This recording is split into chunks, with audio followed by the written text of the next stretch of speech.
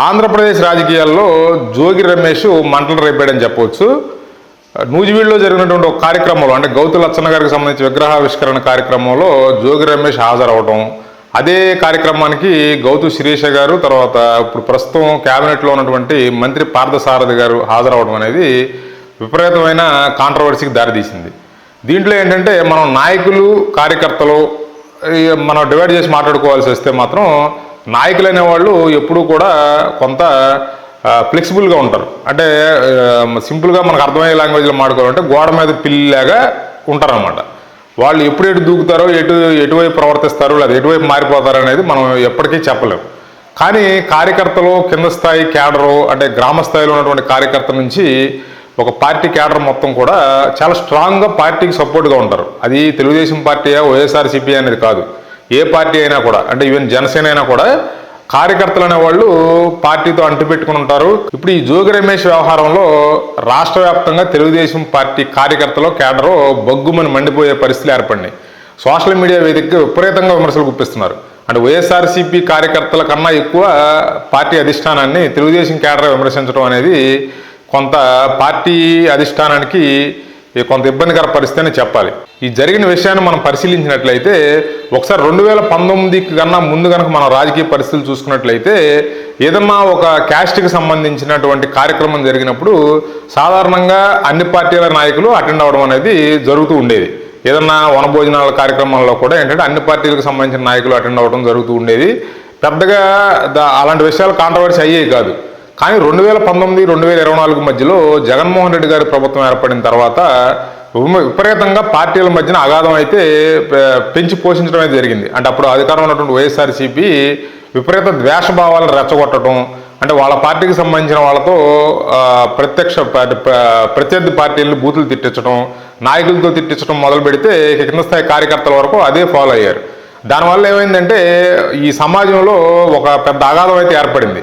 అంటే తెలుగుదేశం పార్టీకి సపోర్ట్ చేసే వాళ్ళందరూ ఒక పక్క, జనసేన పార్టీకి సపోర్ట్ చేసే వాళ్ళందరూ ఒక పక్క, తర్వాత వైఎస్ఆర్సీపీకి సపోర్ట్ చేసే వాళ్ళందరూ ఒక పక్క, ఇట్లా విడిపోవడం అయితే జరిగింది. వీళ్ళు విడిపోవడం అనేది రాజకీయంగా విడిపోతే పర్వాలా, వీళ్ళు పర్సనల్గా తీసుకుని ఈ రాజకీయపరమైన అంశాలను కూడా పర్సనల్గా తీసుకుని ఏదో ఒక శత్రువులాగా, ఆగర్భ శత్రువులాగా చూడటం, అంటే ప్రత్యర్థి పార్టీకి సంబంధించిన కార్యకర్తను కానీ నాయకుడిని కానీ ఆగర్భ శత్రువులాగా చూడటం అనేది అనే భావన వాళ్ళ మైండ్లో ఎక్కించడం అయితే జరిగింది. ఇది ఖచ్చితంగా 2019-2024 మధ్యన ఉన్నటువంటి ప్రభుత్వం, అంటే వైఎస్ఆర్సీపీ ప్రభుత్వం ఉన్నప్పుడే ఇదంతా జరిగిందనేది మాత్రం మనకు ఎవరైనా ఒప్పుకుని తీరాల్సిందే. అంతకుముందు ఇలాంటి కార్యక్రమాల్లో అన్ని పార్టీల వాళ్ళు హాజరైనప్పటికీ కూడా ఇట్లాంటి రెస్పాన్స్ అయితే వచ్చేది కాదు.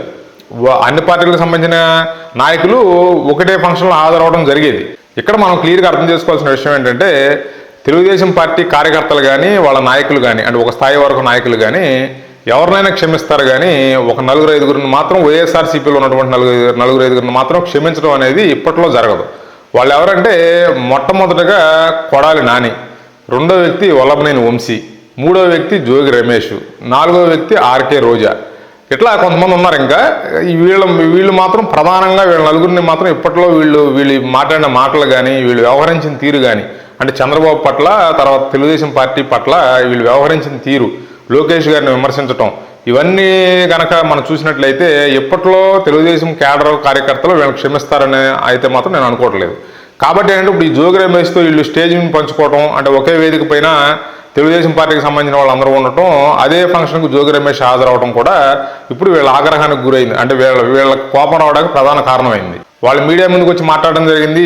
శిరీష గారు అయితే ఒక వీడియో రిలీజ్ చేశారు. పార్థసారథి గారు చంద్రబాబు గారికి క్షమాపణ కూడా చెప్పడం జరిగింది.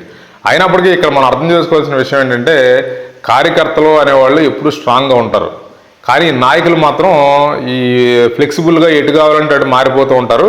అంటే ఇప్పుడు జోగి రమేష్ ఆ కార్యక్రమానికి హాజరవుతాడు అన్న విషయం ఒక మంత్రిగా ఉన్నటువంటి పార్థసారథి గారికి తెలియదా, లేకపోతే ఒక ప్రధాన నాయకురాలుగా ఉన్నటువంటి గౌతు శిరీష్ గారికి తెలియదా?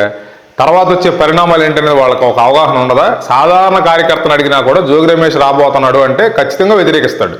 అట్లాంటిది ఒక మంత్రి స్థానంలో ఉండి ఒక ప్రధాన స్థాయిలో ఉన్నటువంటి గౌతు శిరీష్ గారు కూడా మరి ఆ జోగి రమేష్ అటెండ్ అవుతున్నాడు అన్న తెలిసినటువంటి ఫంక్షన్కి అటెండ్ అవ్వటం, అదే స్టేజ్ మీద జోగి రమేష్ మాట్లాడటం, తర్వాత మళ్ళీ వీళ్ళు ఒక వెహికల్లో ఊరేగింపు నిర్వహించడం, ఇవన్నీ వాళ్ళకి తెలియకుండా జరిగినాయి అంటే అని ఇప్పుడు వాళ్ళు చెప్తున్నారు. వాళ్ళు చెప్పేదాని ప్రకారం ఏంటంటే ఇవన్నీ మాకు తెలియకుండా జరిగినాయి అని ఏదో వాళ్ళని సమర్థించుకోవడానికి ప్రయత్నం చేస్తున్నారు. కానీ దీన్ని తెలుగుదేశం పార్టీ క్యాడర్ కానీ కింద స్థాయి కార్యకర్తలు కానీ అంటే తెలుగుదేశం పార్టీని అభిమానించేవారు ఎవరైనా కూడా లేకపోతే చంద్రబాబు గారిని అభిమానించేవారు ఎవరైనా కూడా దీన్ని ఆమోదిస్తారని అయితే నేను అనుకోవట్లేదు.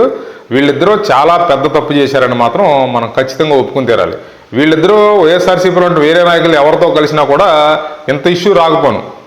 ఇప్పుడున్నటువంటి తెలుగుదేశం పార్టీలో ఉన్న ప్రధాన నాయకులు ఎవరైనా కూడా ఆ నలుగురు ఉన్నారు కదా, ఆ నలుగురు అంటే కొడాల నాని, వల్లభనేని వంశీ, జోగి రమేష్, ఆర్కే రోజా, వీళ్ళ నలుగురితో ఎవరితో రాసుకున్నా జోగి రాసుకుంటే బూడిదరాలని చందంగా ఈ నలుగురితో ఎవరు అంటగాగినా వీళ్ళ నలుగురితో ఎవరో కలిసినా కూడా వాళ్ళ పరిస్థితి బూడిదైపోయే ప్రమాదం ఉంటుంది. అంటే రాబోయే రోజుల్లో వాళ్ళకి తెలుగుదేశం పార్టీలో రాజకీయ భవిష్యత్తు అయితే లేకుండా పోద్ది అనేది ఖచ్చితంగా వాస్తవం.